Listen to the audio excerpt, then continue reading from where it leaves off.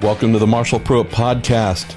In your Week in IndyCar guest episode, Thanksgiving week, hoping you're going to enjoy this one. It is with someone who has become a dear friend on top of being a pretty amazing storyteller, raconteur, bon vivant, dude that's done a lot of amazing things and who has a rather amazing memory. That's Willy T. Ribbs. Always fun when I can spend some time in person or on the phone with my brother, Willy. Looking back here on his career, looking at Lewis Hamilton and his recent achievement of getting to 6 Formula One World Championships. Talking about Joey Ray. Really, if we think about Willy, in terms of pioneering being the first African American to qualify for the Indy 500 in 1991. Fantastic achievement, but Willy's hero, well before him, decades earlier, Joey Ray, hailed as truly the pioneer among African-American race car drivers, someone who unfortunately came up in a time where men of his origination were not welcome at the Speedway, but whose talent in separate open wheel championships, the Golden Glory sweepstakes, for example, just showed that this man was truly an elite talent. Speak about Joey, speak about Dale Earnhardt Sr., a little bit about Dale Earnhardt Jr., talk about Dan Gurney, who Willy drove for. Pretty amazing conversation, too, that also included the late and equally amazing Phil Remington Rem, Don King, Willy T's ill-fated attempt to get into the 1985 Indy 500, dancing on the roof of the various GT cars when he got into victory lane, his Formula One test with Brabham, meeting Muhammad Ali. What else? Oh, and we close with the rivalry with Scott Pruett. It's just a typical Willy T conversation. I thought we were going to go for about 40 minutes or so, and because I'm silly, I failed to realize, oh, no, it's two of us just gabbing away. So it timed out to about an hour and a half. So hopefully here on this Thanksgiving week, where you've got either a drive ahead of you or just really annoying family members, you want to pop in those earbuds and just kind of nod and smile like you're listening to the conversation, but really, hopefully you're here with us, enjoying a conversation with Willy. That's what we got for you. As always, we say thank you to Cooper Tires for their ongoing support of all that we do here, the Justice Brothers, TorontoMotorsports.com, and Bell Racing Helmets USA. Just the four pillars of what make this podcast possible. Also going to say that with a short week, going to do my best to prepare a couple of additional podcasts to put up. Not exactly sure which ones, but going to try and put up a few more in addition to our Week in Sports Cars show and your IndyCar listener Q&A show, which I'm hoping to get filed here. Well, recorded, then filed here shortly. Yeah, filing it right now would be really easy. There's nothing. Good Lord. What else can I share with you? So it's been a boring week yet again, right? Nothing to talk about coming out of last week, where seemingly everybody lost their damn mind. A lot of your questions that are coming up here in the listener Q&A show are about my man, our man, my French fry, the French fry to my hamburger, Sebastian Bourdais. Do my best to fill in a lot of things that you not just have questions about, but sneaking suspicions you have about what went down, and do my best to not get out the knives. But, yeah, boy, it's been floating around for a couple weeks. Hey, is this something? Is this a thing? And, boy, when it was confirmed that it was a thing, hit like a ton of bricks, along with the James Hinchcliffe situation, and also Spencer Pigot. Has not been a great time for those who like consistency and think that you can believe in contracts and handshakes and words. I would say words and handshakes and even signed contracts are at an all-time low. If they were on the stock market, it would be plummeting. So, yeah, strange time for IndyCar, isn't it? We have the high of highs, I believe, for many, with Roger Penske purchasing IndyCar and IMS. We know that its future will be secure. We know that real businessmen and businesswomen will put their minds to securing the long-term future of the sport and the speedway that we love. Could things get any better? Oh, then you're letting him go? Oh, and despite having a contract, you were standing him down? Oh, you told that guy he's testing the car next week because he's your driver for next year. And now you're going to pay him to not drive, and now he's scrambling to hopefully find money to drive something else, but it looks highly improbable. If you're an IndyCar fan, I would say that you might be pouring in a little something else into your eggnog or whatever it is here at Thanksgiving, because emotions have been jerked up, down, sideways, backwards, you name it, of late. Highest of highs, lowest of lows, and maybe the most worrying trend is not so much what's going to happen for the rest of the off-season, the silliest of silly seasons. Pretty much everything's in place with the major teams. There's one or two, obviously. Carlin Racing has both of its seats to confirm. We have AJ Foyt Racing with both of its seats to confirm. Not really expecting a lot else if we're talking full-time. Part-time teams, Dragon, Speed, Honkos Racing. Couple areas here where we're not exactly sure what they're going to do for next year. So I don't think we're going to have any more major shooting a hole in the hole and the thing is going to sink kind of events. But what this does do, and should do, is for any driver going into 2020 with a contract, not for 20, but for 21, I think we've had a pretty serious blow to the confidence in anyone who holds a contract. So you, driver X, going into this new season here, just a few months away, you still have multiple years left on your deal. What if you do not perform up to expectation? What if somebody else with money or more money raises their hand and says, I'd like to be in that car. I know that you got a contract, but I think I would be, that's what I want. And team owners saying, all right, yeah, I know I have a piece of paper or a handshake or a verbal. I think that's the worrying thing to come out of the last couple of weeks. If bigger dollars or a fear of not being able to find the money if a new budget deficit has arisen, which is the case of Dale Coyne Racing and Sebastian Bourdais, the trigger-happy, panic-button-hitting mindset, that's the thing that, again, I think this is going to have some IndyCar drivers on edge like never before. Think about those who have been in a little bit of a rut the last year or two. We're really hoping next season will be a turnaround for them. What if it isn't? I know they can look back to this off season and say, ooh, all right, I in theory, my contract says it shouldn't matter whether I am a champion or not a champion. We have come to a legal agreement that I will drive for you for X amount of years beyond 2020.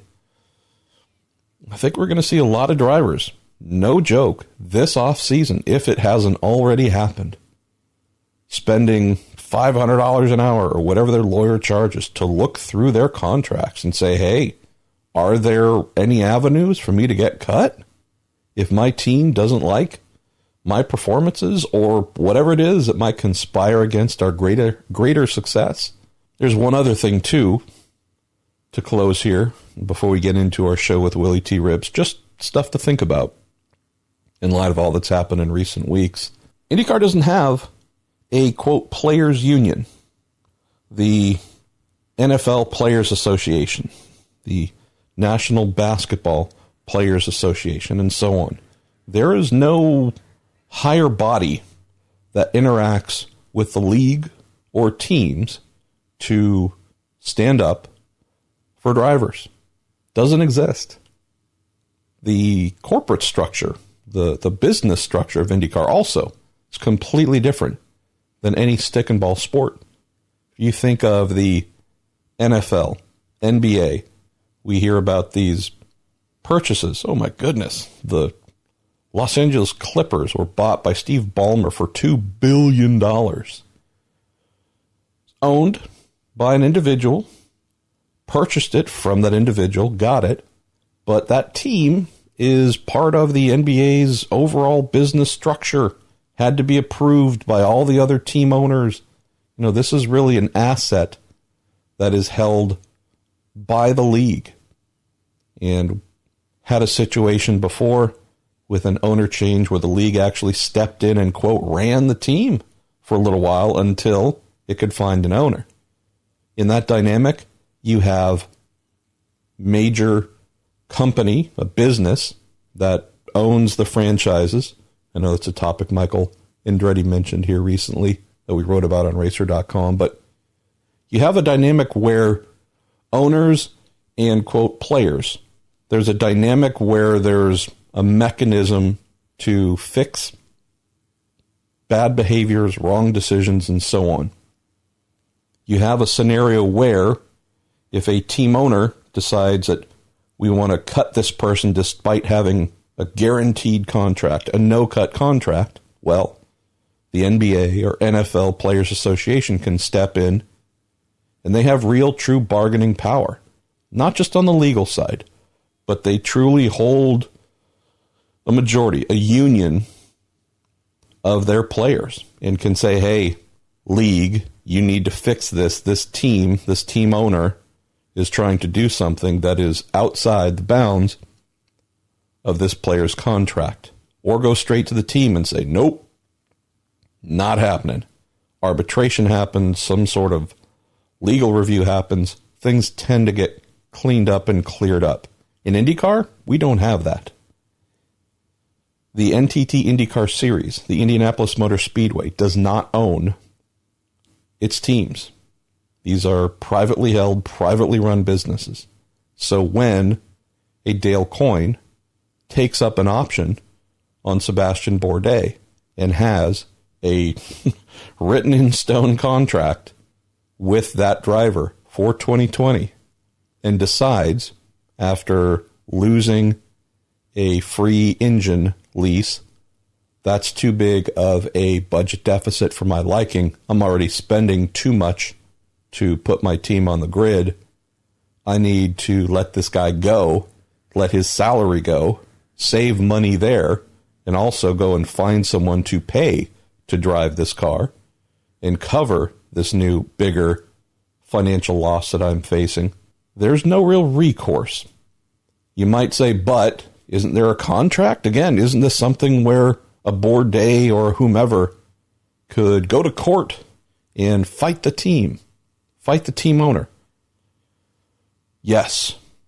And the costs to do so, knowing that there's usually a pretty significant disparity between the wealth and resources of a team owner and a driver, it means that most drivers, without a union, without a business structure in IndyCar, where there's true eye-level engagement between the series owners and Players Association, it means that if a team owner decides, I know that we have this contract, I know that it is signed and will stand up in a court of law, but whatever amount of money you might get out of me that this contract would offer you, you're probably going to pay double or triple or quadruple through running you through the courts for who knows how long. But the bill from your lawyer to do this and the amount of time it's probably going to take to get to the place that you want, you're going to spend multiples of whatever it is I would have owed you. So as a result, nothing happens. That's where things get dirty. That's where things get ugly. That's where the power being held is such a vacuum on the driver's side. So what do you get? You get a driver who is shocked to learn that they no longer have a full-time seat, and also do not have while they do have the power to sue, most likely do not have the financial resources to come out ahead. If you're going to get that, whatever the number is, $250,000, $500,000, $750,000 salary, great. What's it going to cost you to get that? $1 million, $1.5 million, $2 million? It's a losing fight. So what you get is this rather sticky and unpopular situation where if you are one of the drivers right now with a contract through 2021, 2022, and you might not perform next year, it's a precedent, a little bit of a worrying precedent that has just taken place that I think a lot of IndyCar drivers, their managers, and their lawyers are going to be looking through those contracts, trying to find the outs, the easier outs that team owners might have if they did not already know about their existence. All right, that's a little bit of what's stumbling, fumbling, rumbling, and bumbling through my brain as we head into what I hope is a fun and winding conversation with our man, Willy T-Ribs, on the Week in IndyCar guest episode brought to you by Cooper Tires, the Justice Brothers, TorontoMotorsports.com, and Bell Racing Helmets USA. Mr. Ribs, always a pleasure when we have you on the show. It feels like you're on the show all the time, but then I realize it's just you and I talking smack between one another. We should record some of that. We would have fewer friends than we already do, though. Actually, no, it'd be the opposite. We'd have a lot of friends because dirt and mud would be everywhere. It looked like a mud wrestling contest with a bunch of pigs. This is how we're starting the show. I love it. I love it. Well, thanks as always for taking some time, my friend. We're driven by listeners on this little show of ours, and I know you enjoy that as well. So let's just jump right in. Our first one is from Ed Haynes. It says, Willie, could you talk about the picture you took recently with Lewis Hamilton and why you said you rank it up there with meeting Muhammad Ali? Well, yeah, it's right there with Muhammad Ali. Ali, without question, was the greatest heavyweight of all time and probably the most famous athlete in the world of all time. And you know what Lewis Hamilton has done, 6 world championships, and he's still young. And he's got easily 5 years left. And, you know, his dad, when I met him and his dad in 2012 at the first Grand Prix in Texas, his dad said to me, he says, you are one of the reasons I wanted Lewis to be a race driver. And I nearly, that floored me. Wow. And it floored me. And when I see Lewis, and I see him every year at the Grand Prix, I mean, the only words I have for him is, I'm proud of you and stay tough. Stay tough. Because I know he didn't have to deal with as much as I had to deal with and type opposition, but it's still out there. And, you know, he's very resolved, and he is without question, if not the greatest Formula One driver ever, right at the top. He's on that podium of the greatest ever.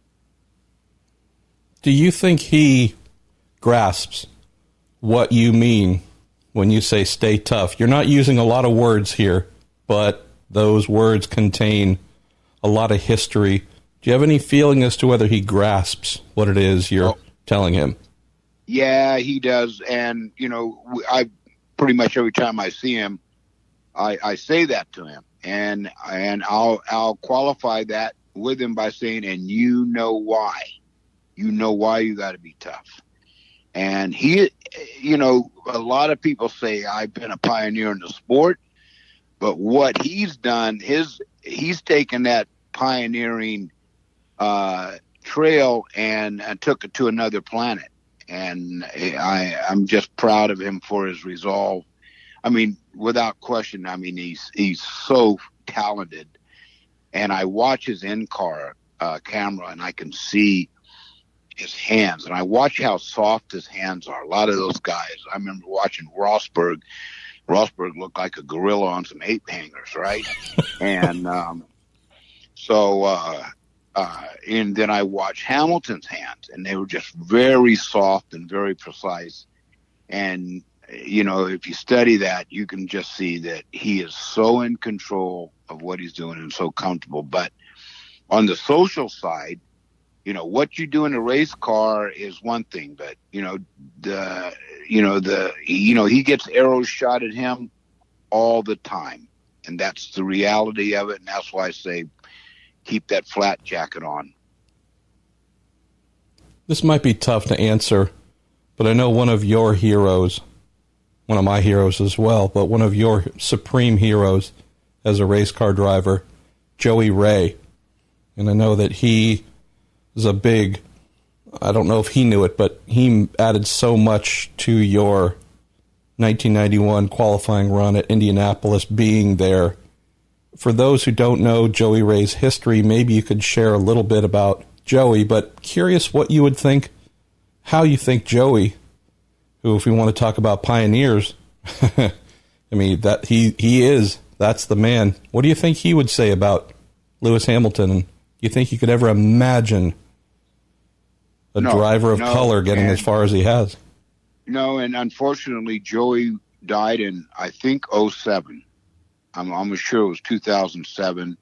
He was, and I knew about Joey Ray and how awesome he was, a race driver. And, he ran a lot of dirt tracks. The speedway was pretty much off limits to him in his era, despite how great a driver he was. He could have jumped in. He would have been in the Indy 500. It'd have been a no-brainer if he would have been allowed to race in that time, or someone would have pushed it. If Tony Holman and Tony Holman bought the speedway, I think, in 1945. But if he would have taken it upon himself to tell AAA, and I think AAA was the sanctioning body in those days, that this is what we're going to do, he could have pushed it through. And but Joey, he was really a hero of mine, not just because he was such a great driver, but because he was just awesome human being. And he was tough. He was dealing a lot more. It's sort of the era we all go through. You look at the timeline from the time auto racing really took off. I mean, Formula One, Giuseppe Farina was world champion in 1950, and you watch Formula One then through Fangio's era and Nuvolari and Jim Clark and then of course right into Schumacher era, and now Hamilton. There's changes, not only technical changes for the better, but social change is actually slower than technical change. And the auto race has become a fine science now, and from many areas, not just the technical, but the safety aspect. And so there's changes. There still needs to be a lot of change. I would want to see Roger Penske take the lead. He said he was going to break some glass ceilings. All right, Roger, start breaking them ceilings now and diversifying IndyCar the way it should be. Formula One is diversified. And Formula One is the NFL of all auto racing, and they're diversified. That's what IndyCar needs for it to go anywhere. Let's go to Scott Cole, who asks a question that many asked and use Scott's just because I think I saw it first. It says, Willie, where and when can we watch Uppity? Has it been released for wide distribution? So tell dear folks where they can see your life story, and unfortunately my fat face, coming to streaming solutions and otherwise. On January the 7th, and that's about 6 weeks from now, it will be released. Uppity will be released on chassis.com, CHASSY.com. It'll be released in January the 7th, and stay tuned after that. There's going to be a lot happening after that as well. I think it also is going to reach a lot of other streaming platforms as well. Everything from Apple to Netflix. There's suggestions it's going to be all over. I don't admit to know all the places, but January 7th. Happy. See, a little curious as to why it's taken so damn long, but happy nonetheless. Well, I think that, I was sort of impatient with Adam Carolla with it, and he just said, be patient. There's a lot of stuff happening, and, it's been out, it's been made, and a lot of people have been patient to let it materialize. Well, it's January 7th on chassis.com. It will launch, and I thank all those who have been patient that have done their pre-orders. And, with Ford versus Ferrari coming out, not coming out, it's out. And I think the timing of our launch is perfect. Let's go to Jeff Hildebrand, who says, Willie, who inspired you to become a race car driver? Well, I mean, I was lucky that, my family that my grandfather founded had a very successful plumbing company and in San Jose, California. Well, my dad, grew, liked racing. His buddies were all motorcycle racers, Philly Kinsella and Joe Leonard. And so that's where it started. My dad raced motorbikes, flat track, and then he started racing cars when he got older. And that was my introduction. So I was born into it. My dad was racing before I was born. After I was born, a lot of people don't know this, but when I was 3 years old, Joe Leonard drove me home from Monterey, California to San Jose because my dad and his buddies were working all night on a race at the racetrack. Wow. And 3 years old. And Joe used to remind me when I go there, he said, oh, boy, you were in the back seat. You were upset that you had to leave your dad. And he said, you were a pain in the ass the whole ride. Would expect nothing less. That's brilliant. Let's go to, bounce around a variety of modern questions and some history looking back and whatnot. So we're just weave in and out of all that stuff here. Jerry Foltz asks, Willie, what was your biggest hurdle getting an IndyCar ride? Money. Money is always the biggest hurdle for a lot of people.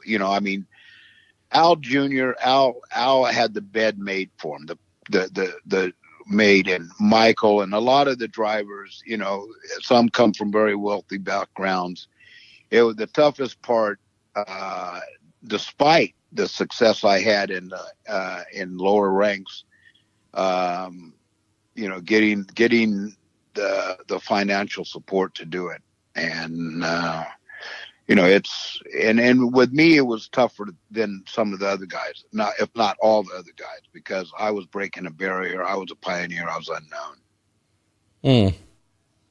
Let's go to, where are we going to go next?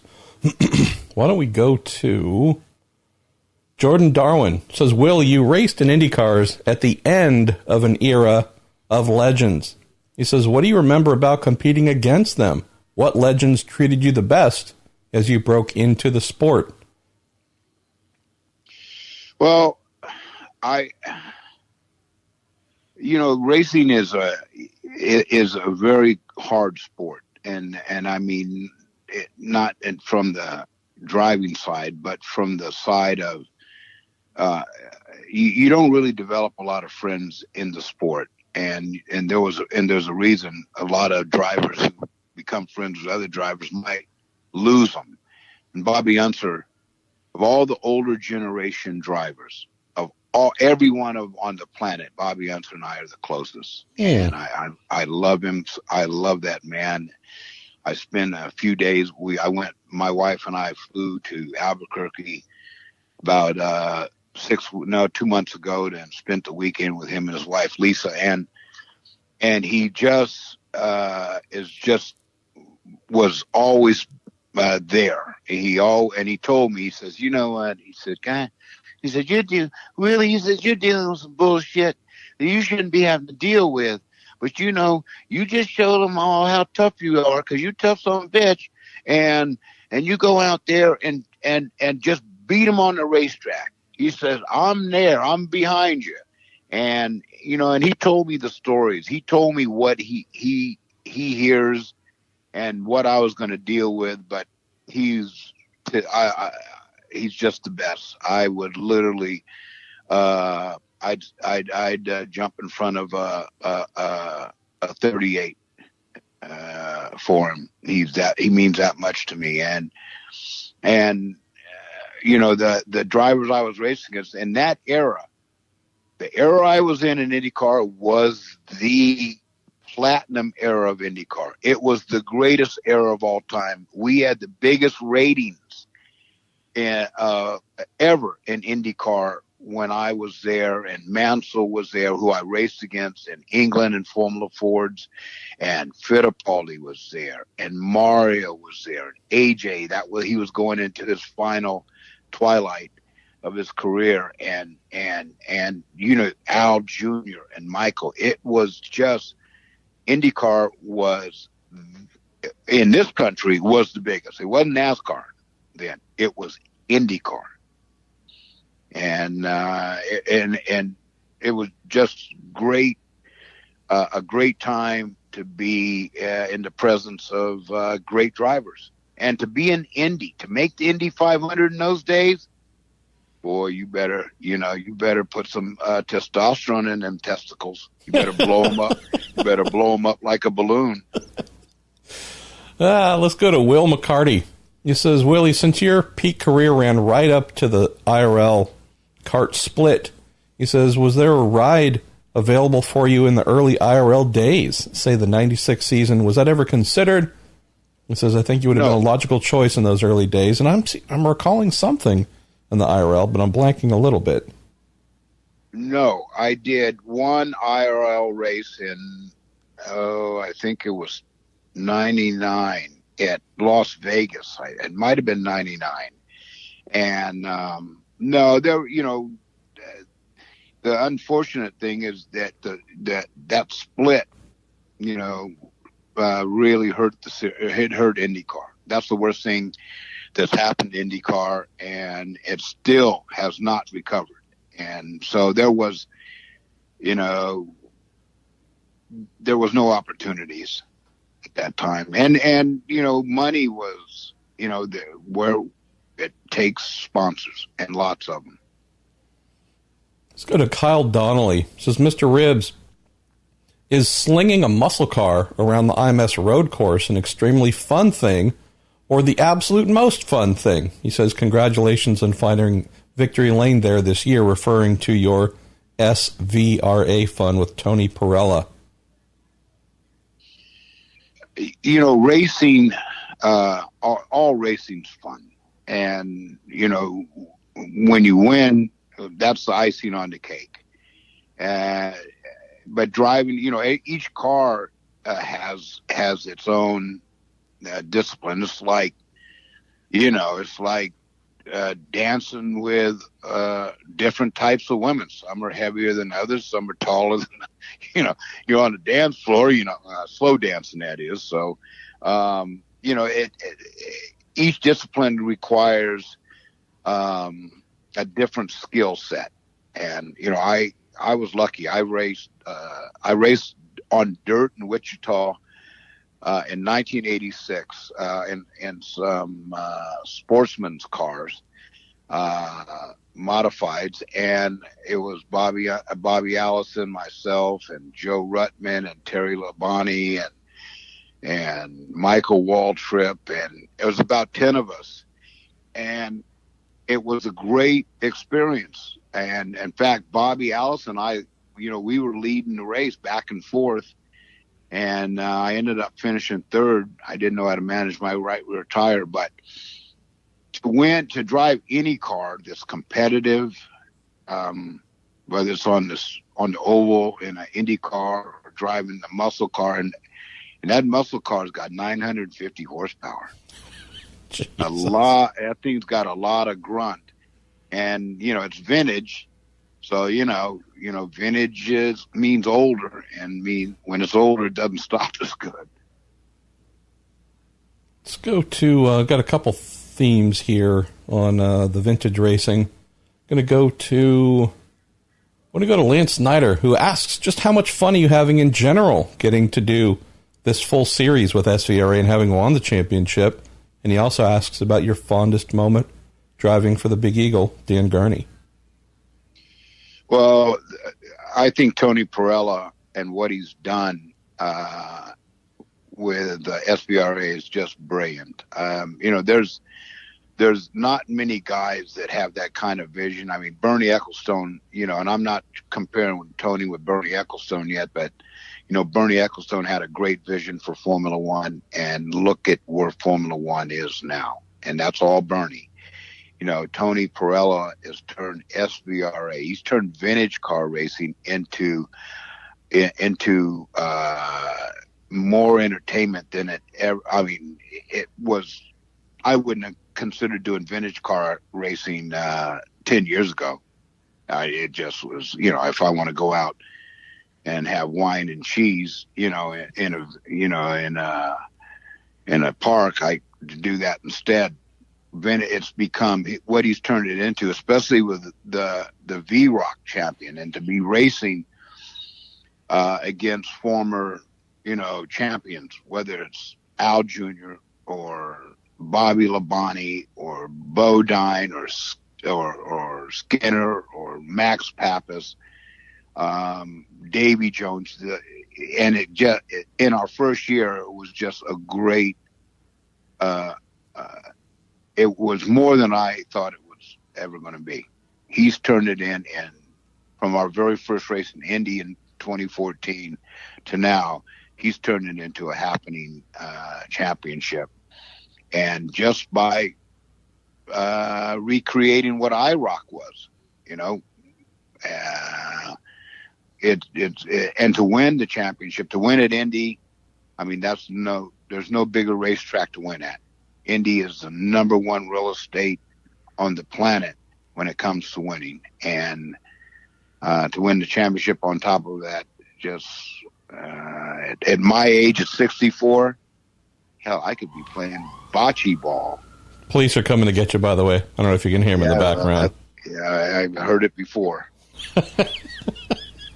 Well, one of the great things about living across from the hospital that we visit frequently is, there are quite often envoys coming in to bring folks there. So, and there was a second question he asked. Yes, Big Eagle. What's your fondest memory of driving for the Big Eagle? The greatest owner I'd ever raced for. The best, and that doesn't diminish all the other racing owners I raced for, but Bernie was different than all of them. And I mean, on another planet. How so? What are some of the examples folks might not know about? Well, Dan was he was not one of those owners that would get on the radio and say, you need to go faster. You need to do this. He had the smoothest voice on the radio. Very, very, and not a lot of words. He would tell you, this is where you're at, and don't do anything different, and just smooth. And then out of the car, working in the conference room with him and the engineers, and Phil Remington. That was another legend. Phil Remington, he walked on water, and to be in there, what you learn so much. But Dan would, Dan would test you, because if you ask for something, he wants to know, well, why do you want that? So, no, he just didn't roll over like a chihuahua. I mean, he would, okay, what do you want? And Riverside, when I first tested the GTO car at Riverside, the turbo, the Toyota Celica. Toyota Celica. My first drive was at Riverside, and we were testing out there. And when the day was over, I asked him, I said, Dan, what's the bar spring combination on this thing? Says, well, we're running a soft bar and heavier springs.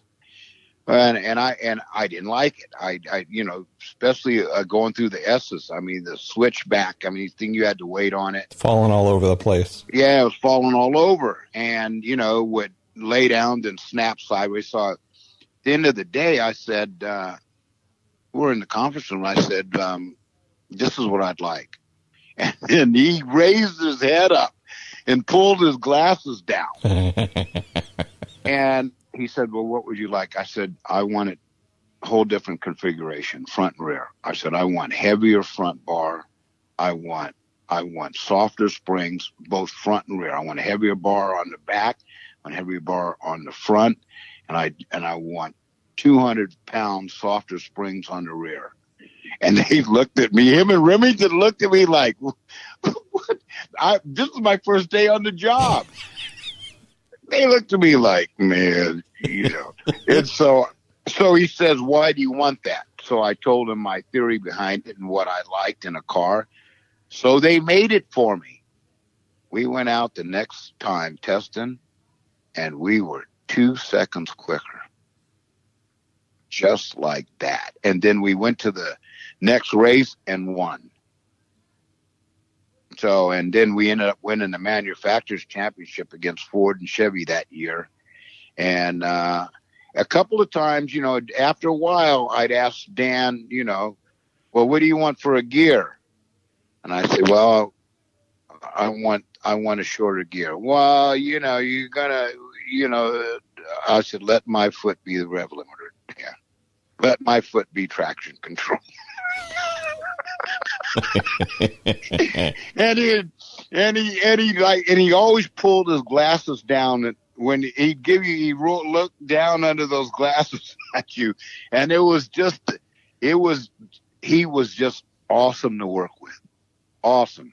Even when I was banging cars, because him and Remington, my first 2 or 3 races during practice, I was actually banging, sort of leaving rubber marks on the fenders and all that.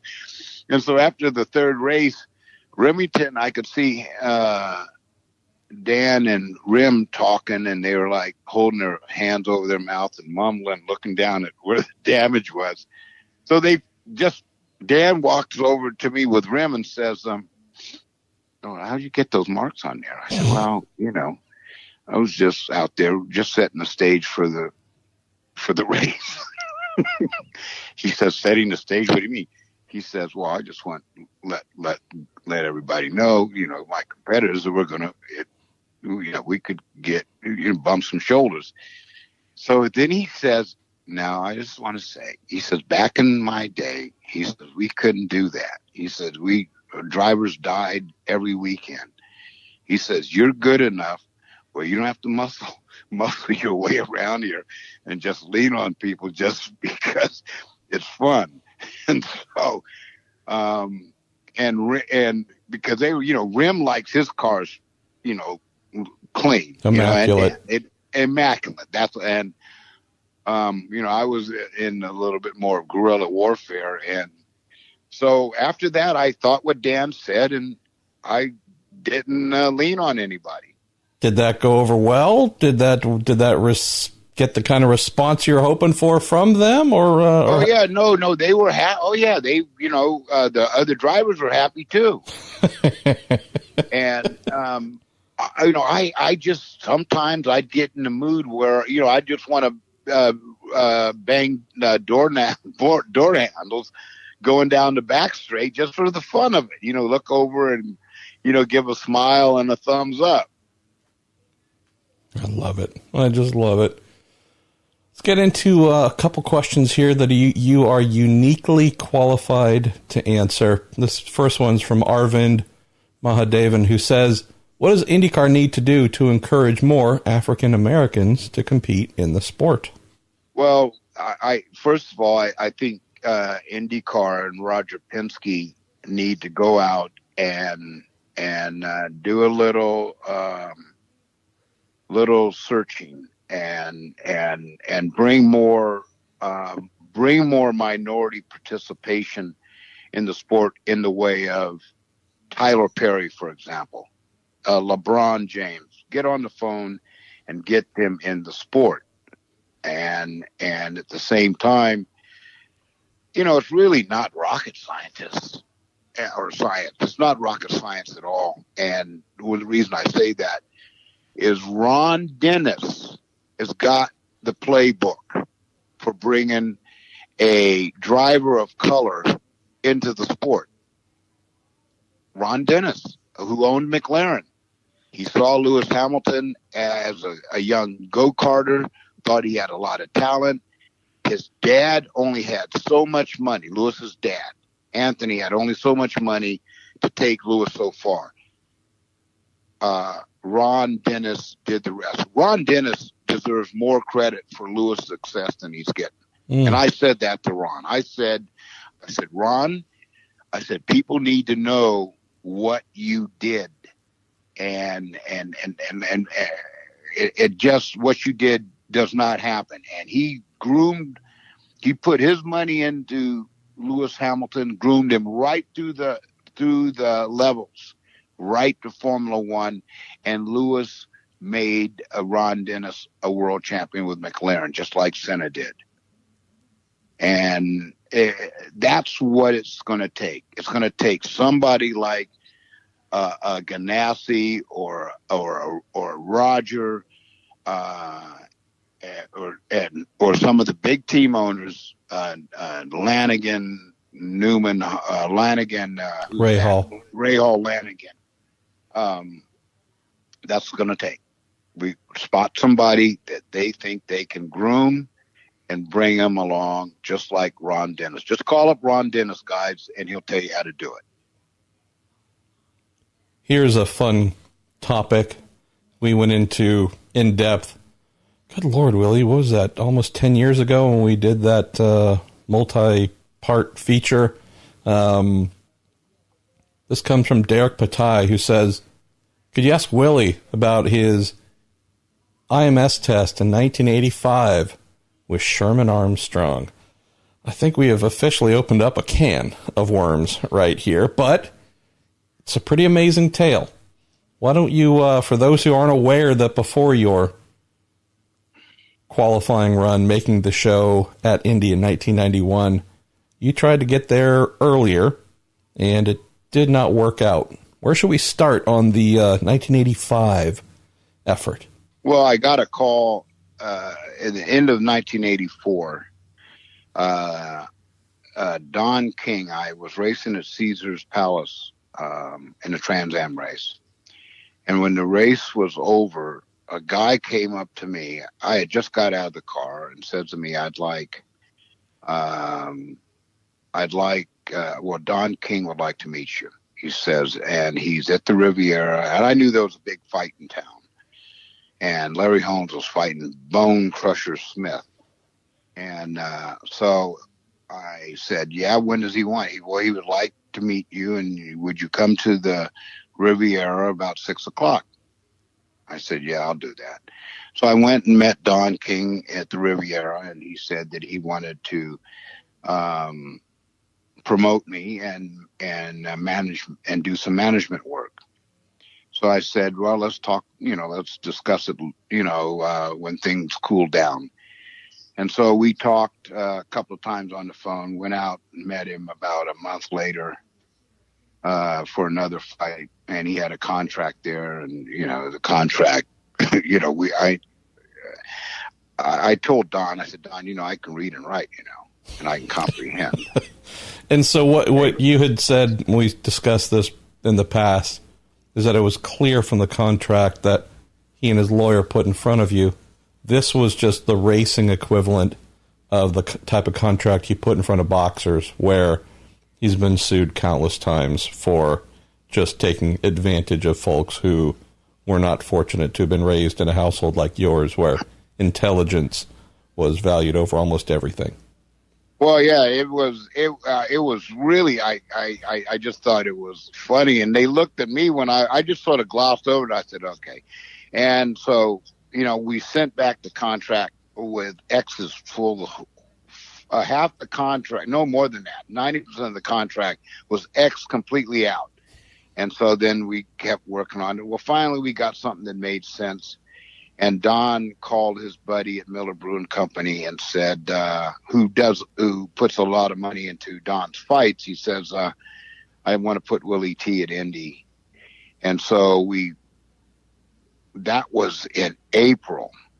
And so I don't know who found the team, but word has it that, a guy named Sherman Armstrong found out after the announcement that Willy T wanted to do Indy, and so he contacted Don King, and we put a car. They hastily put a car together, and it just was rushed together, and not just that.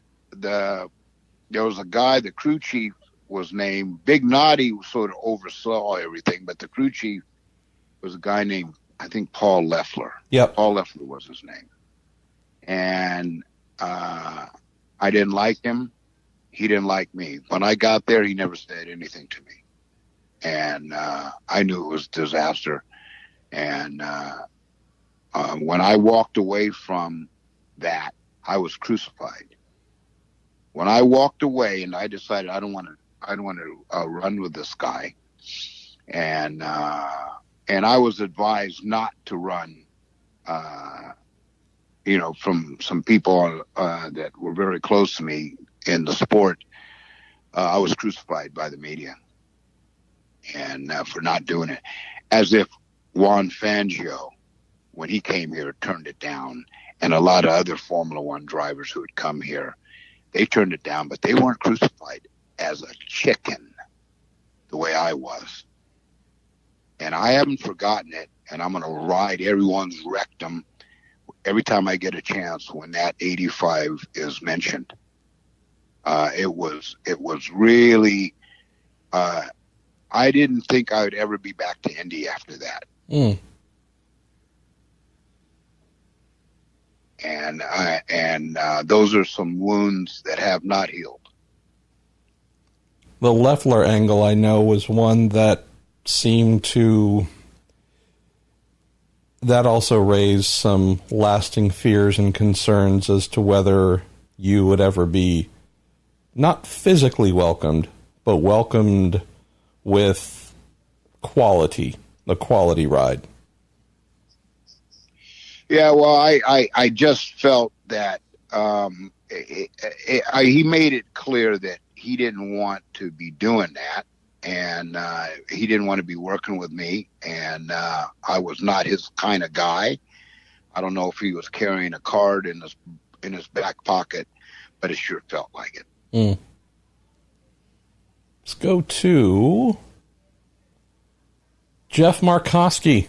Says, Willy, what inspired you to start dancing on the roof of your IMSA and Trans Am cars after a win? You know what? I'm glad he asked that question, because I hadn't done that since 1988 on top of Dan Gurney's Toyota at Del Mar. And I could do it good then. I did it at Indy this year after the race, after the V-Rock race that I won. I could hardly get up on the car. And then And then my legs locked up after the third shuffle. They just stopped. And I thought, man, this does not look good. So I got off the car, gracefully and gently, and that was it. But there's a certain feeling that every race driver has. And I don't know how others felt. Some are more, exuberant than others. Some have more expression than others. I really thought I enjoyed what I was doing. I enjoyed racing. I enjoyed people there watching. I wanted, I loved putting on a show. And when I won, I just thought, you know what? I don't want to just get out of the car. I want to get out and show some excitement. And, I was never scripted, never. And, I was criticized for that, that, he should be more scripted and he should act a certain way. And I come from a very successful and independent family, and I'm going to handle it the way I want to. And when I won, and Ali was a big influence on me, of course, and that's well documented. And what I say to Lewis Hamilton every time I see him, Ali said the same thing to me. Really? Same thing. You're doing a good job. I'm proud of you. Stay tough. That's what Ali would say. Wow. And it was. So with that, Ali was so important, and he gave so much to sports, not just boxing, sports. I thought, you know what, I'm gonna take my heroes celebration, and I'm gonna put it on top of that race car. I'm gonna do something that no one did in racing. And now you look at drivers now; they're all getting up on the car. They're not dancing, but they're getting up on the car. So, it was just and when I didn't do it, once I started doing it, I won one race, and I didn't get up on the car, and the crowd went. They were like, they didn't like it. Get up on the car. I like the idea of winning, not dancing, and getting booed. What's that? I said I like the idea of winning a race, not dancing, and getting booed for it. Yeah. Oh, it was. I was, and so my mechanic, Ron Perry. I think it was Ron Perry. Ron Perry, and he was a big guy. Ron Perry at Toyota just literally grabbed me and lifted me up on the car. Go to Dean Ackerman, Willie, who asks a question about your Formula One test with Brabham. He asks, was there any serious talk of maybe Jim Truman providing you with some sponsorship to help get into Formula One? Or was there anyone other than Bernie Ecclestone giving you that test serious about trying to get you into F1? And what was that? Was that test in 84? 85. 85. December of 85. No, Jim was,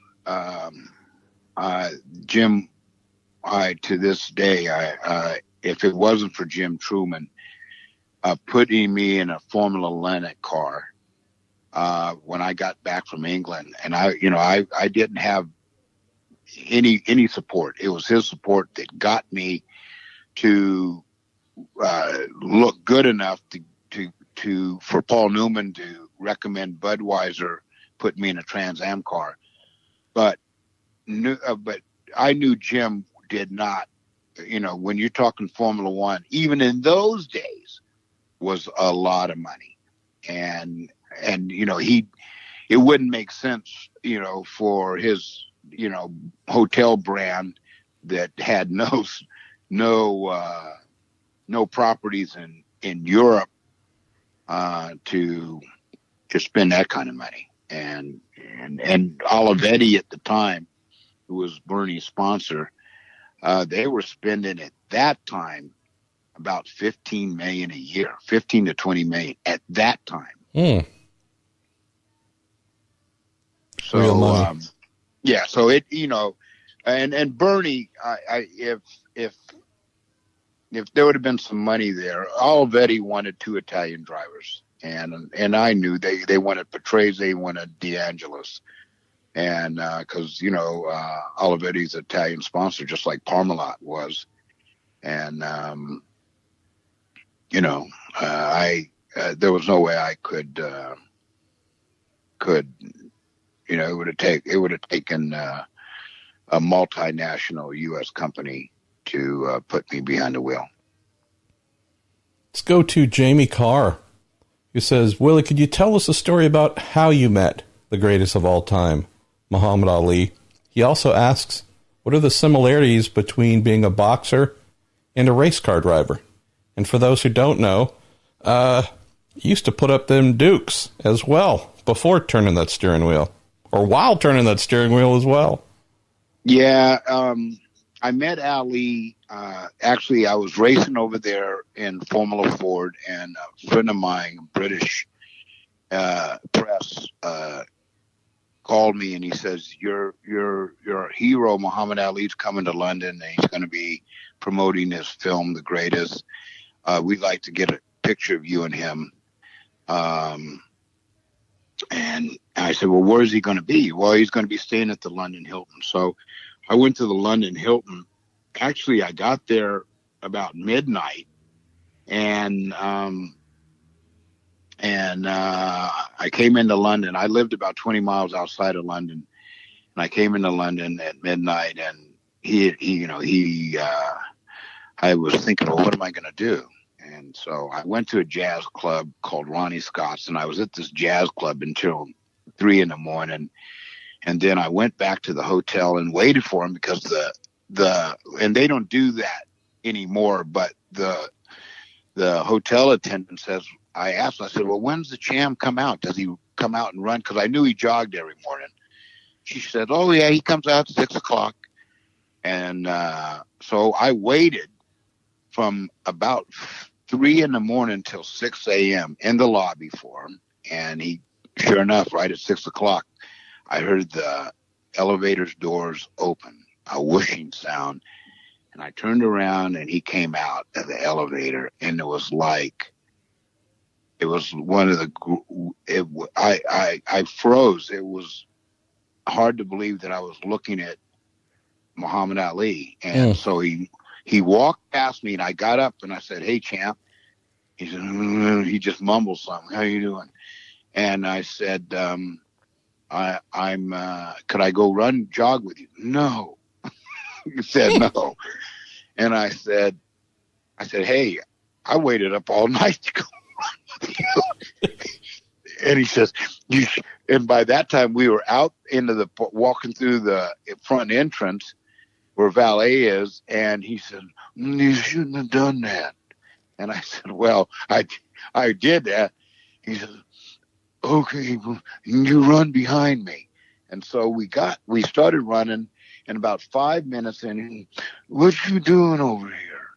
I said, "Well, I'm driving race cars." "You what?" I said, "I'm driving race cars."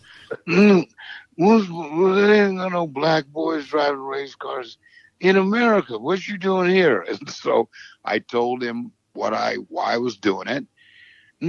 And so about 15 minutes, 20 minutes into the run, he said, "You ever get scared?"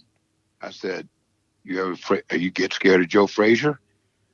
"I'll knock you out right here in Hyde Park." So we kept running, and by then he let me run alongside him.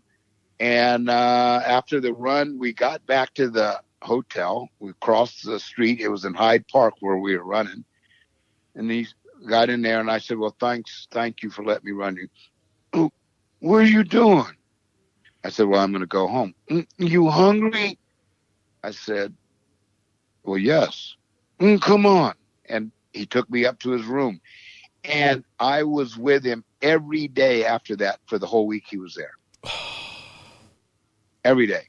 Oh. When you come back tomorrow, I want you to go with me to this theater where they're going to have a reception. And that was it. You and spent a week with the goat. That's crazy. Yeah. At the London Hilton. And when we got back to he says, when you get home, he says, the United States to call me. Well, we went out in his Rolls Royce. And he's got a Rolls Royce, a convertible Corniche. And he says, let's go. I got to go and take these papers to my agent. And so we get in his car, and he's got the top down, and we're driving down. We were driving down Sunset Boulevard, and he says, you think I could have been a race driver? I said, you're pretty big. Oh, I'm too big. I said, would you think I could?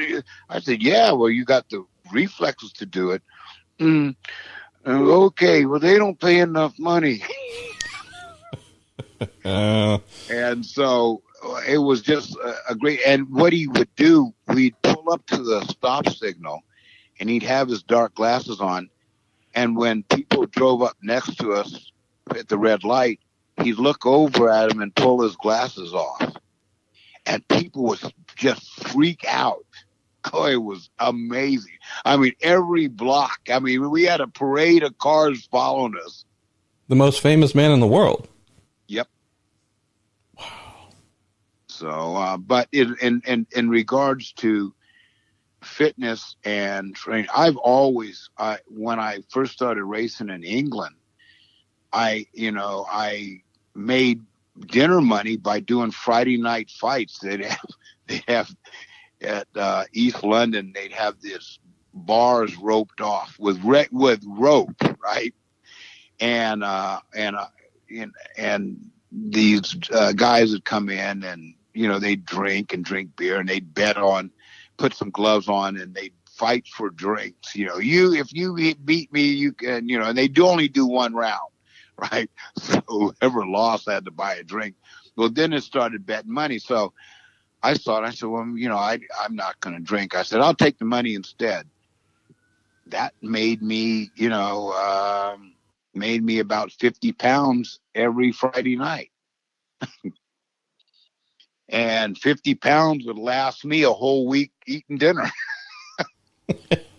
I love the fact that if we think of some of the young American drivers that have gone over to Europe in recent years to try and learn on the lower rungs of the European open wheel ladder, Joseph Newgarden's gone over and done that. Connor Daly, I think one of the most recent examples, Colton Herta, right? What was he, 14 years old, something like that, 15 years old.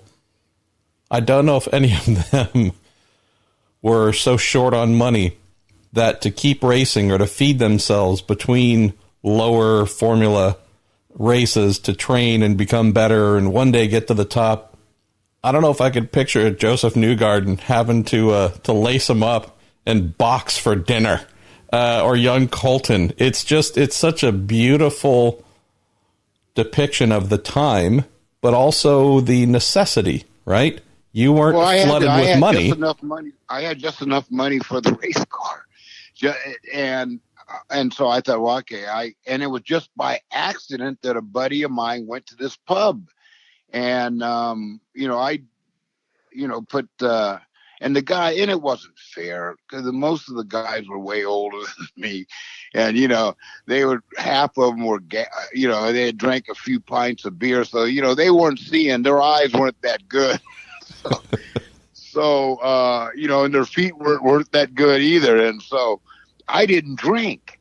So I'd go in there, and then, and after about the fourth Friday, they put a stop to it because they thought, oh, okay, this Yank's coming over here taking our money.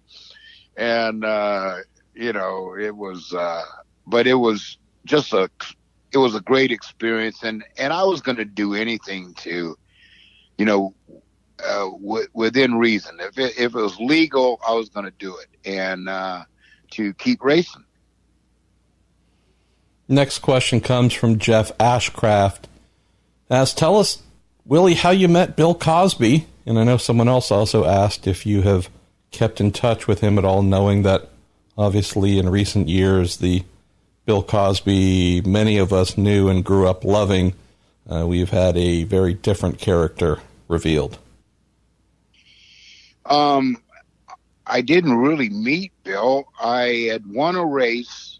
It was a Trans Am race in 1988 at Sears Point, which is now Sonoma Raceway. And in 88, I was doing both. I was racing Dan's Toyota in Emsa, and then I was doing selective races in Trans Am for is it Les Lindley? Les Lindley. So that that weekend I was off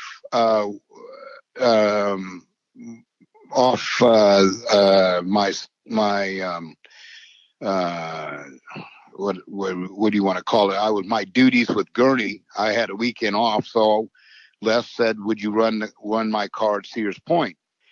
And I said yes. And so I won the race, and that was against the Audis, the factory Audis, and I was really happy about that because, Audi was putting millions into their program. And I think Walter Roll was racing for him and Hurley Haywood at the time.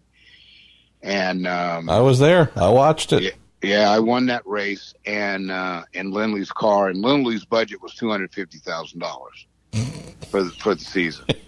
So the next day on Monday, there's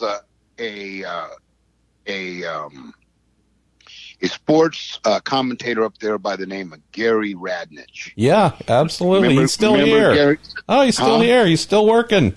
Love him to death. Well, Radnich and I did several interviews together. Well, on Radnich Sports Final Sunday night, they ran a clip of me winning Sears Point on the Sports Final. Well, Cosby saw it, and on Monday he called me. And that was the intro. In fact, my number was unlisted. He called my dad's house.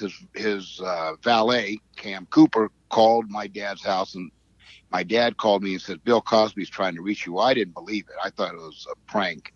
And Newman had called me before with pranks like, you've been spotted on a Denver street corner bunging an iguana, and and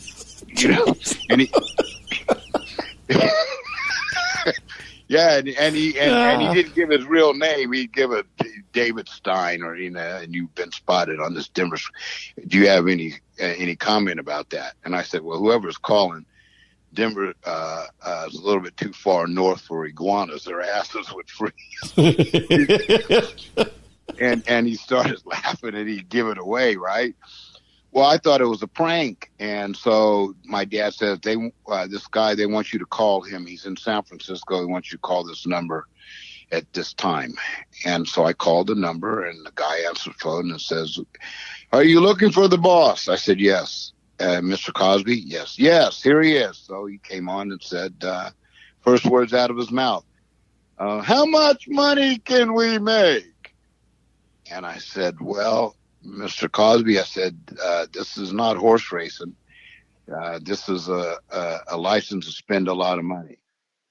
"Well, I know Paul Newman, and Newman doesn't buy coffee. How is he paying for his race cars?" And so I said, "Well, he's got Texaco, and he's got Kmart, he's got, huge Fortune 500 companies that are paying the bills." "Well, that's how I'd like to do it."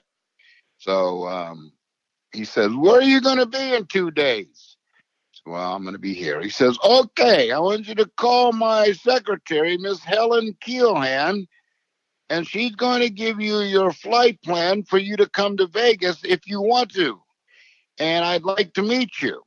And you can tell me how we can do it." And that's exactly what happened. And so in 2 days, flew down to Vegas, and it was the Vegas Hilton. And I came up to his room, and he was there by himself, and he fixed me a sandwich and a Coke, and said, he asked me to explain how to do it. And I said, well, it's going to cost some money up front. How much? I said, $500,000 to just get it to just start. Okay, well, don't tell anybody I'm spending that kind of money. So that was it. Wow. How about and of all the people, of everyone that I met in motorsports, owners, sponsors, etc., you didn't need a contract with him. You didn't need to shake hands. When he said he was going to do it, it was done. He did it literally within the next day. It was done. And Derek Walker was floored, because when Derek Walker and I went to Vegas to see him about Indy 91. He said, how much is it going to take? And Derek told him. And when we left Vegas that morning, because we were up all night with him, because he did a late show, and the show wasn't over until midnight. And then we were in his dressing room till about 3 a.m. The next morning I was heading out of town, and Derek Walker was heading back to Pennsylvania. And I get a call from Derek on Wednesday, and he says he sent the money. I said, yeah, I know. What were you? He says, no one sends money that fast. Literally. I mean, Derek was stunned. The money was in the bank, and because Derek told him, he says, look, we're in I think it was February or March when it was after the Daytona 24-hour when we met with Cosby, and Derek says, well, we can't waste time with this. He told Bill, he says, because we got to find a car and get a crew, and Bill sent it right away. What's it been like for you, Willie, knowing how Cosby was such a huge transformational figure in achieving your Indy 500 dream? What's it been like knowing in recent years that there's a whole undercurrent that's obviously changed everyone's view of him? How has that changed your perspective of him as well? I had a relationship with Bill that was strictly involved with racing. I wasn't involved in his personal life at all. And we didn't, we talked about the subject, and the subject was racing. And I've been to his home in Philadelphia, and I've been to his home in LA, and I've stayed there. But, I never saw anything like that with Bill. It was always, him and I or his representative would be there. And I'm going to tell you, I mean, he is paying his due. He is doing his time. And I'm not going to ever defend what he did, but I'm never going to beat him down, because if it wasn't for Bill Cosby, you and I would not be talking right now. That's a fact. I would have never been in the Indy 500. He did it. He spent his money. He never asked for anything back. And he not just Indy in 91, but, IndyCar championship in 93 and 94. So no one else stepped up. I didn't get a call from Roger Penske. I didn't get a call from Ganassi. I didn't get a call from Carl Haas. I got a call from him. And he did it. And no one else did. And for that, I will always love him. That has to be a hard thing to reconcile, though, I'm sure, knowing that he, decades before this became known about the things that he was doing in his personal life, but for decades that he held this amazing place, untarnished place in your life. And I know you and I have had this discussion privately before, where Bill Cosby was like my second father. I never met the man, but my father introduced me to Bill Cosby when I was, 5 or 6, through his albums, going to the local library, believe it or not, to check out a record, as old as that sounds, and growing up listening to all of his albums. And he was just always this voice, comedic voice, but also just this wise storytelling voice where I learned so much. And again, he was my father's favorite comedian. And just, again, this person was like an extra family member at the dinner table my entire life growing up. And so obviously, again, no personal relationship with him, but it felt like that. And I know for many Americans, at least, they felt that way. And then to have his actions in his personal life and the acts that he committed, the disgusting things that he did, it's been a strange thing being removed from him, having to reconcile those things and go, wow, that pretty much pulls out the roots of something that's been a part of my life since I was genuinely a toddler. Can only imagine what it's been like for you to have to reconcile the amazing things that he did that helped you, while also knowing that, boy, there's a bigger cloud here that might not involve you, but involves the overall story. Sure it does. And that's hard. And, to know, to know what he did in my career and in my life, and not be able to hold my chest out and talk about it. And granted, we're talking about emotions here. The women who actually had to deal with being violated and raped, obviously, not just being clear, not saying that any of this emotional reconciliation compares on any level. Still a reconciliation, though. Sure, and he is paying for that, and rightfully so, he should. But I hope the justice system holds Harvey Weinstein and the others that are out there that have been talked about. I hope they're being held to the same standard as Bill Cosby. And I'm watching for that. I'm watching, because there's a laundry list of individuals, and it's been real quiet. Cosby, I don't know, he was in the news every day, and everyone else's crimes or potential crimes have been it's quiet. I'm concerned about. Let's go to something a little lighter. Go to Ryan Nothefts, who says, Willie, my father won a signed helmet of yours from me back in the 1990s at a St. Andrews school auction. He says, I'd be happy to return it to you as it's part of your personal history and belongs with you. He says, let me know. Raises a great question. Willie, do you have all of your racing suits and helmets? Do you have the ribs, memorabilia, catalog and collection at home, or are you not that guy? Not all of them, but I don't have my blue suit from the 91 Indy 500. Ooh. But I have my helmet.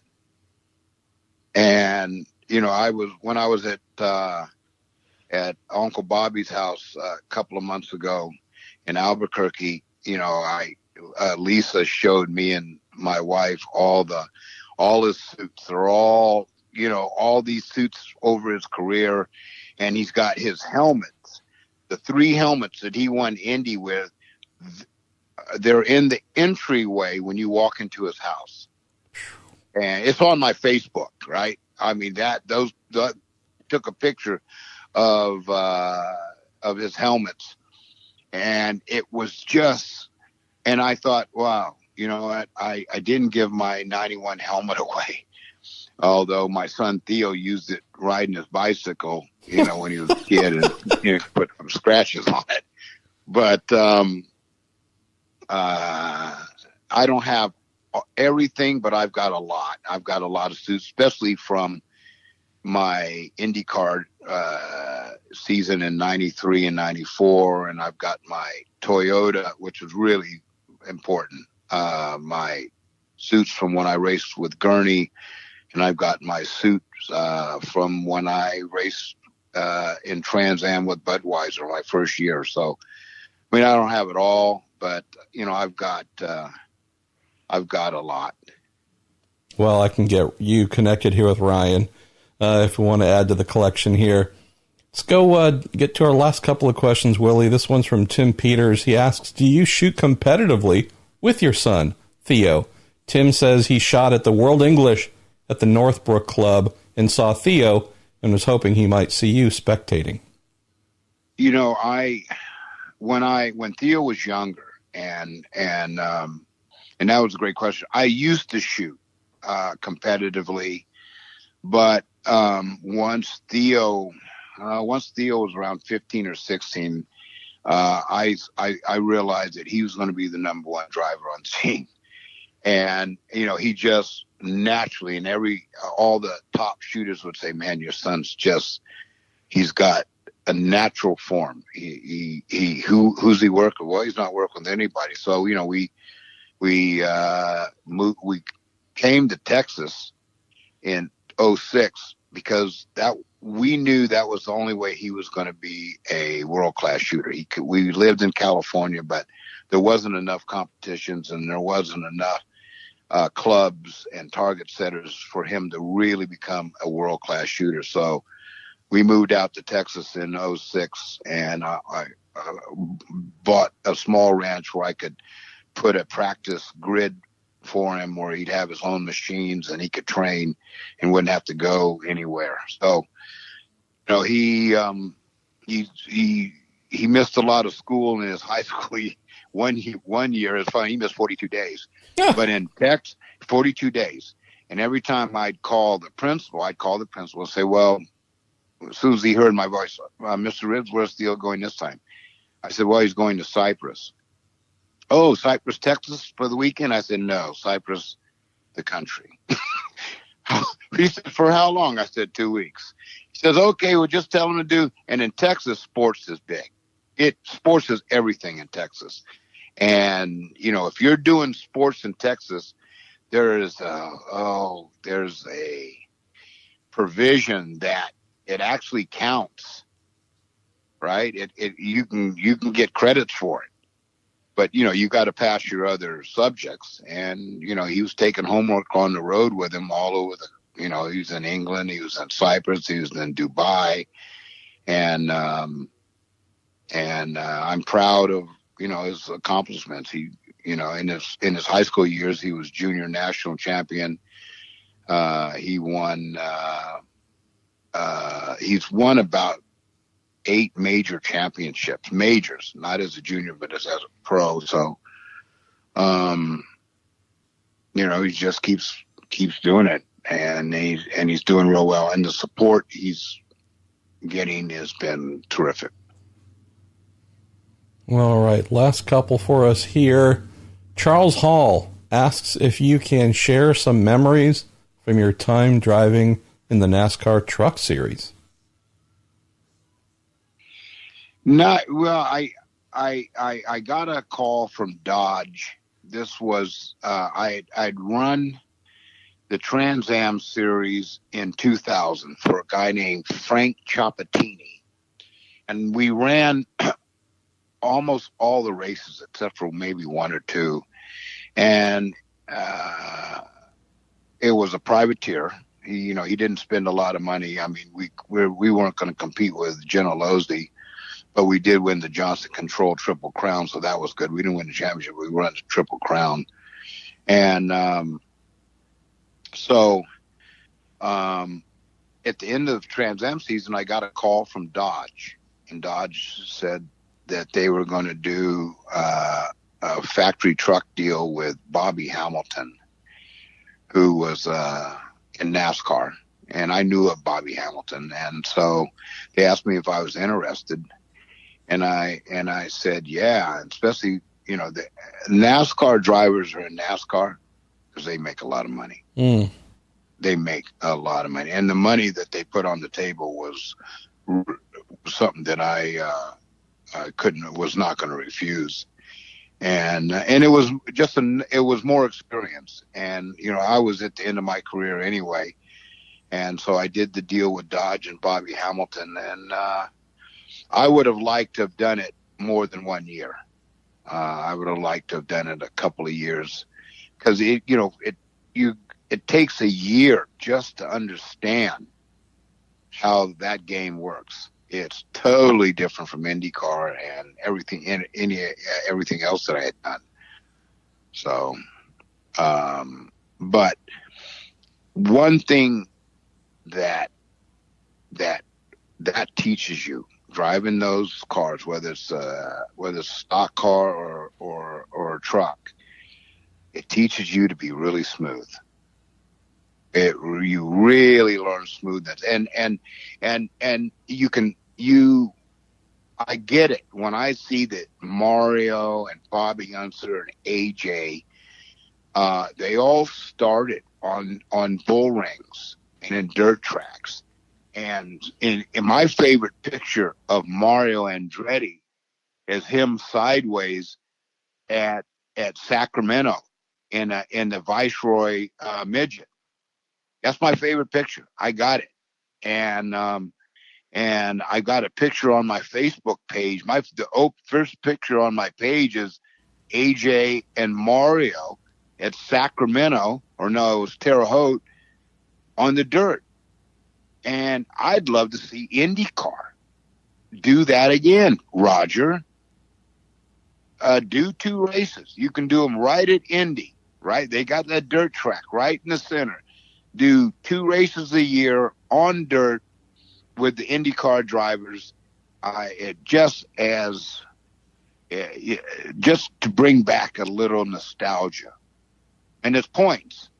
So it would be awesome to see, and it would be the fans of that type of racing would absolutely go crazy. I would love it. I think Robin Miller would have a heart attack because he never thought such a thing would happen again. So that'd be the best. It'd just be we don't want to kill Robin, but I like the idea. Yeah, no, it was great. But oval, being on the oval, whether it's a truck or a stock car, and I've driven them both, it teaches you how to be smooth. You just know, it teaches you how to use that right foot and lap after lap after lap. I mean, you're not doing it for just a few laps. You're doing it for 400 or 500 miles. And I got it. As soon as I did it, I understood why Mario was as great and Bobby Unser was as great as AJ and Alcy. They just raced everything, and it only made them better. 2 questions to go, my friend. Let's go to John Wilson. He says, could you ask Willy about the Del Mar IMSA GTO race from 1987, that being your back-to-front performance? Also, I should say, one of the great, somewhat early instances of in-car camera just creating a story that really was a rarity at that point in time, where every time they cut to the in-car camera in your work inside that Gurney Toyota Celica GTO Turbo, it was just mesmerizing. So he asks if you could tell a little bit about that, and then he has another question after. Well, in 1987 at Del Mar, I mean, Dan Gurney was just like a cat on a hot tin roof that weekend. There was the final race of the year. The manufacturing championship was really close. If Ford won, they won the championship. if Chevy won, they won the championship, and if we won, we won. That meaning Toyota. And so Gurney was, oh man, he was just all over the place. We needed to give him a Valium to sedative. Sedative, man. I mean, he was like a racehorse before a race. And I would look at him, and I would grab his arm and said, "We're going to get this handled." And he was edgy as hell. So anyway, the race started, and I don't forget where I qualified. But I was at the front. Well, Chris Cord and I were teammates, and I went down. I think Chris was on the inside, and I was on the outside going in the first corner, and we touched front wheels. Well, when we touched wheels, it knocked the stem, the valve stem off the wheel, and off the wheel, and about 2 or 3 corners later, I could feel the right front. I could feel the right front going down, and so cars were going by me, and I limped into the pits, and I told them on the way in, I said, I got a right front, so have it ready when I get there. And they put it on, and we came. What I was hoping for was a caution, and I never got a caution. And I knew if I had a caution, I would have a chance to win. If I didn't have a caution, I might get to the podium, and I got to the podium. But it was, and it wasn't until that in-car camera that you mentioned that I realized how much I was shifting. It was over 1,000 shifts in the race for 1 hour.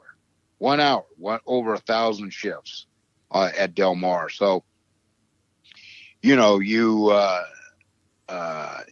think about it until you watch the in-car, and watch how hard you're working on that box. And looking at you rowing through the gears over and over again, it was fascinating.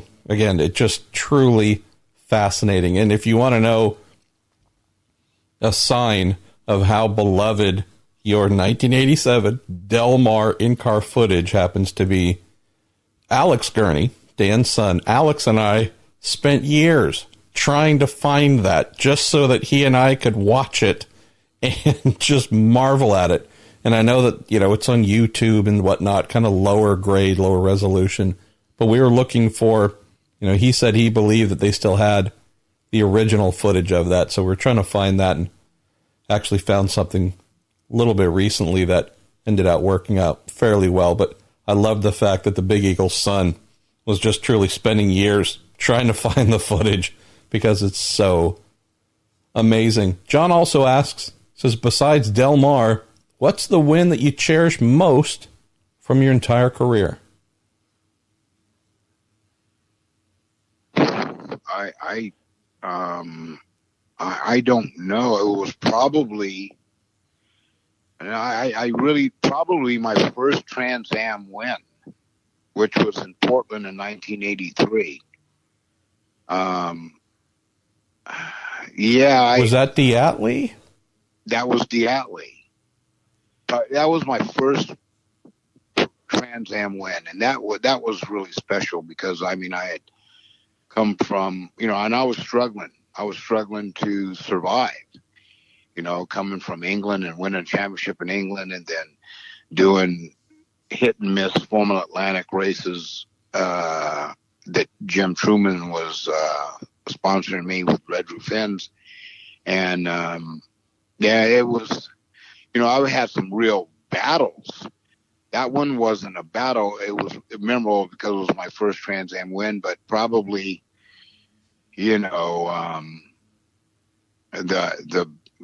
probably Daytona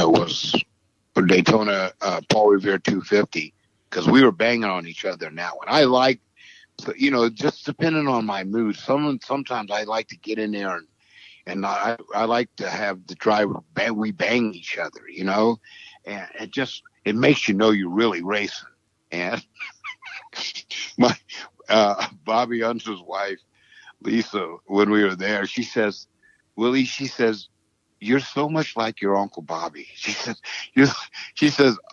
you two are almost two peas in a pod. You guys talk the same. You like the same things.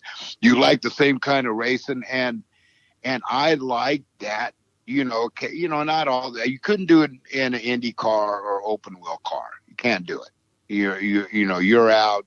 And, Leclerc and Vettel proved that at Brazil not too long ago.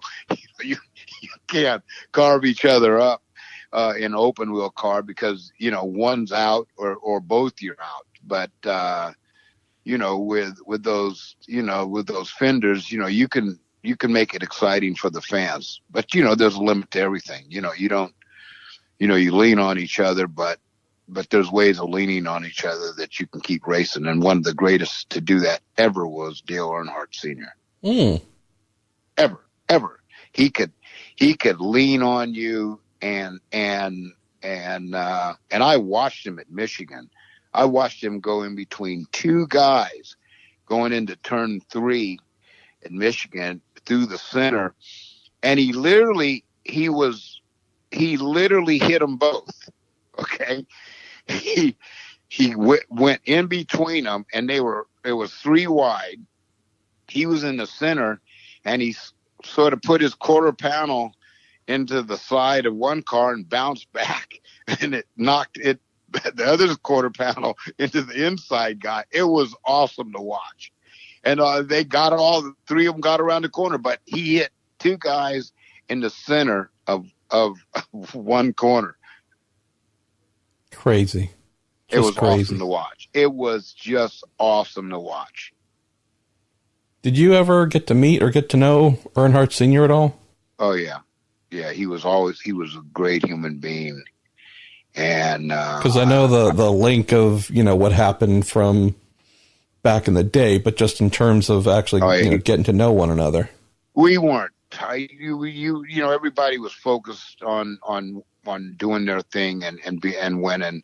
We weren't, boom coon buddies, but when we saw each other, we always talked. He was a good, the hardest thing I remember, and I got to tell you, I probably 3 drivers affected me the most when they lost their life. And Ronnie Peterson was the first one. Because I met him when I was in England, and he was really nice to me. And probably Ronnie Peterson, and then Senna, and then Earnhardt Sr. Those were the 3 hardest to swallow. And I literally saw Dale Thursday night because I was doing the truck race, and I had saw him Thursday night after qualifying because I had qualified 3rd for the race, and I was coming out of the press room Thursday night, and because the truck race was on Friday, and I saw him and we talked, and he said, "Great job in that truck," and I said, "Look," I said, "I'm going to need you for all the advice I can get." And he says, "You got me," and then I flew home on Saturday after the truck race. Truck race was Friday night. I flew home on Saturday, and on Sunday he lost his life. That was hard because he was good, and I see why his son is such a good human being. Dale Jr., well, he had a dad named Dale Sr. who raised him, and Dale Jr., I'd do a barroom brawl. I'd fight for that kid in a heartbeat. Let's go to the last question from a friend of mine, Tom Schreier. Says, "Awesome guest, Mr. Ribs." He says, "Can you talk a little bit about the rivalry you had with Scott Pruett during the Trans Am and Emsa days?" Tom says, "I was stationed overseas, so most of what I know was from magazines or newspapers, and more recently, YouTube videos." So let's talk about two guys from the same general area within 2-3 hours of each other. You from San Jose at the bottom of the Bay Area. Scott, not my brother Pruett, from a little bit north near Sacramento. 2 Northern California guys. very talented, got your starts in open wheel racing, made your way into GT style racing, Emsa and Trans Am. What was it that just turned you guys into oil and water? Because you certainly didn't mix. Well, when Pruett came on the scene, and I think that was 1986, I had just finished. I had a great year in Trans Am in 1985. I won the majority of the races, and I didn't win the championship. I lost it. I had 4 engine failures that kept me from winning it. And I lost, I think, by 10 points. I lost the championship by 10 points. And I was ready to leave Roush. And, Roush and I were not like Gurney and I at all. And Roush, I never had dinner with him in the 2 or 3 years I raced for him. But Roush didn't hire me. Ford hired me. And SVO hired me. And they paid my salary, and they also sponsored Roush to run me. And so when the season was over, I left, and I did a few stock car races in '86, and the team went belly up. And then I ended up going to Emsa with a friend of mine by the name of Chuck Looper. Well, actually, Chuck Looper I worked with at Roush, and Looper was a brilliant engineer, and he was running a privateer team, and he called me and says, "Hey, come run our car in the '86 Emsa series." And I was in GTO, and so he built me we ran a Ford Thunderbird to start with, and Scott Pruett was in the race, racing for Roush. And I was in a race in this privateer car that was run by Chuck Looper. Brooke Freiberger was the owner. Ryan Falconer was the engine builder. And I knew Ryan Falconer could build some very good power. And his power was easily as good as Roush's. Another General Bay Area located person down in Salinas. Yep, right by Laguna Seca. Yep. And so Pruett and I had an altercation in Miami at the last lap of the race, and after that it was on. And I knew pretty much that Roush, the way Roush and I's relationship ended, I knew that Pruett was going to be the guy to go after Willy T for Roush, and I knew that. And Pruett and I battled. I don't think there wasn't hatred involved, but we definitely we rumbled, and I knew, I really believe Roush was, twisting his tail, and but that's fine. We put on a show, and Pruett and I didn't speak for like 20 years, and then we ran into each other in St. Elmo a couple of years ago, St. Elmo's restaurant in Indy, and he was sitting there, and I was leaving, and I put my hand on his shoulder, and I said, "We were some bad cats, weren't we?" And he got up and he turned around. We gave each other a hug, and I said, "Those were the great days, man."